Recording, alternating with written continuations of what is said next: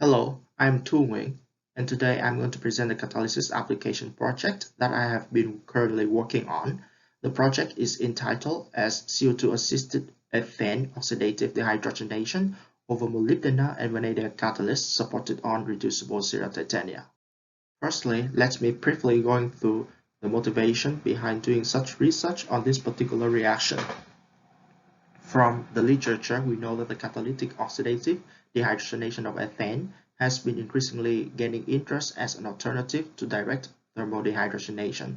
Recently, there has also been a shale gas revolution leading to the abundance of ethane reserves, thus giving rise to strong incentive to do research to produce more valuable ethylene. Moreover, the utilization of CO2 as oxidant in ODH has been recognized in the recent years as a promising alternative approach, offering an attractive solution to severe total oxidation of ethylene simultaneously reducing the carbon footprint of the reaction. To start the case study, we selected the metal oxide, supported on metal oxide as the catalyst, since this class has been shown to have structure modifiable by changing its composition and through which one can tune the acid base or redox property or even sometimes the reaction pathway. Specifically, we chose Sierra titania as the support phase because this material has been shown to have good redox property. We also selected vanadium molybdenum as active surface species. Besides doing study on the catalytic performance, an attempt was also made to correlate the material structure and its reactivity using molecular spectroscopy. The mixed oxide supports were prepared by salt gel method, which has been shown to have dispersed a small amount of Sierra into the system containing mainly anhydrous CO2. After preparation of mixed Sierra titanium support, vanadium and molybdenum were loaded on these supports following the wet impregnation method. In total, there are 12 main samples that were prepared, including the bare supports and supported vanadium and molybdenum on this support. Now let's have a look into the surface structure of the supported molybdenum and vanadium suggested by the Raman characterization. We should keep in mind that 5 molybdenum on Sierra titanium is about monolayer, while 5 vanadium on Sierra titanium is about only half monolayer. In the case of supported molybdenum, molybdenum oxygen peak seems to stay fixed on all sample, while there is a band about 930 wave number that appear when we have higher Sierra content in the system. In the case of supported vanadium oxygen peak seems to shift to low wave number as we increase the Sierra content in the support. We know from the literature that the terminal oxygen peak position depends not only on the monomeric or polymeric structures, but also on the support that the active site is anchoring on. In the case of supported molybdenum oxygen peak exhibit at about 992 wave numbers for monomers, and this peak shift to high wave number for polymers. However, there are still some disagreements in the assignment of the band about 900 wave number. In the case of supported vanadium oxygen exhibit a peak at about 1028 wave numbers for monomers when it is anchored on titanium, and this peak shift to low wave numbers when it is anchored on Sierra. Combining what we have observed here and what has been known in the literature, we form our own hypothesis regarding the surface structure. In the case of supported molybdenum, we believe that the 5 molybdenum on P25 is very close to the polymeric structure, which means that it includes both monomers and short-chain oligomers. When we add Sierra into the system, molybdenum seems to preferentially anchor on the titanium phase, thus giving no change in the molybdenum oxygen peak. For the band about 930 wave number, we assign this band to the breaching oxygen vibration, MOOMO. Using this assignment, we interpret that by incorporation of Sierra, we enforce molybdenum species to form larger domain of polymeric structures. In the case of supported vanadium, we believe that 5 vanadium on P25 also exhibit monomeric or short-chain oligomeric monoxide structure. When Sierra is added into the support, vanadium seems to preferentially anchor on Sierra, thus giving a slow shift to low wave number. This implies that some of the anchoring oxygen VOTI start exchanging into VOCE when Sierra is added into the system. Also, because we don't see a significant contribution of the peak about 845 wave number, we believe that there is insignificant amount of serum vanadate in the system.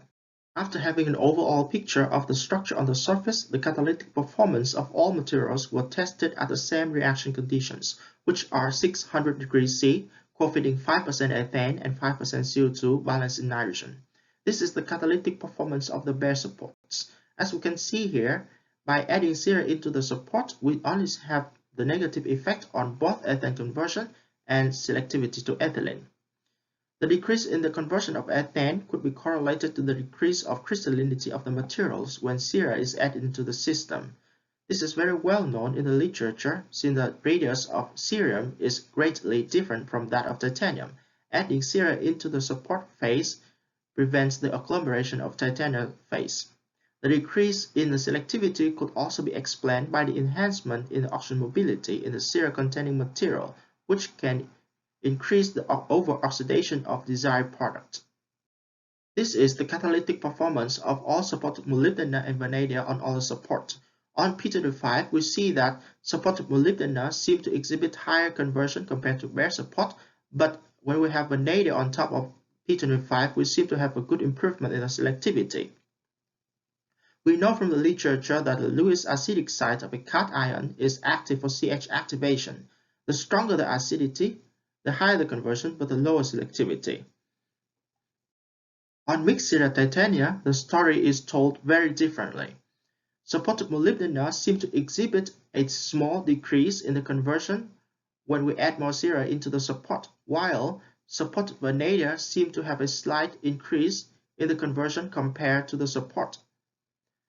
Interestingly, for ethylene selectivity, supported molybdenum on mixed Sierra titania exhibit a good improvement in the selectivity, while this trend seemed to reverse on supported vanadium. Overall, the insignificant difference in the conversion between all samples suggests that the rate-limiting step is the material reoxidation, since CO2 is a weak oxidizer. This point will be clarified more in the later slide. To gain some more insights into the mechanism of the reaction, we look more carefully into the suggested pathway of ethane conversion in the literature. Many papers suggest that ethylene is formed directly through Marsh-Van ODH-MVK mechanism, in which ethane is oxidized directly by lattice oxygen, and then this oxygen vacancy can then be reoxidized by oxygen when we have oxygen as oxidizer, or it can be reoxidized by CO2 when CO2 is the oxidizer. Other researchers suggest that ethylene is formed through direct dehydrogenation, and then this reaction is coupled with reverse water-gas shift reaction in which CO2 combines with hydrogen to form CO and water. Other researchers also suggest that CO2 can do in situ coke removal through reverse Boulder reaction. If we look carefully into these mechanisms, we see that Sol ODH MVK does not produce hydrogen, while Sol DH produces hydrogen with the ratio of hydrogen to ethylene is about 1. Here, if we assume that the CO2 conversion is very limited, and in our case, yes, they are very limited because the CO2 conversion initially over all samples is very small. The ratio between the produced hydrogen to ethylene can provide some information regarding the contribution of ethane conversion pathways. Here we denote a gamma ratio as an indicator. This ratio is defined as the ratio of molar flow rate of hydrogen to the molar flow rate of ethylene. An analysis of gamma ratio over all materials reveals that for the bare support, the gamma ratio slightly increased where we have higher Sierra content. Amazingly, for supported molybdenum on the support, gamma ratio greatly decreased when the support contained more and more Sierra.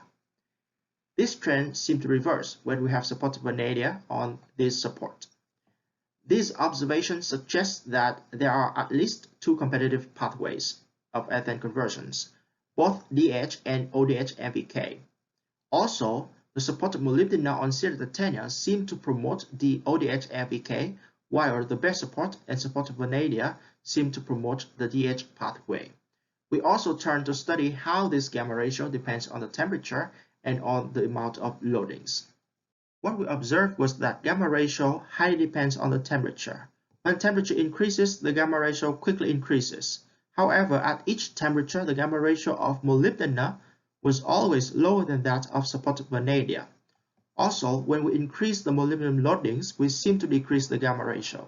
These observations support the arguments regarding the competitive pathways. Moreover, the ODH-MBK seem to be more thermodynamically favorable at lower temperature than that of DH, thus giving lower gamma ratio at lower temperature.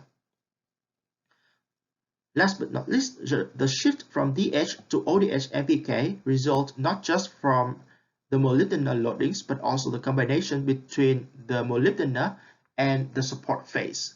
Now it is the time to correlate the reactivity and the structural behavior of the surface.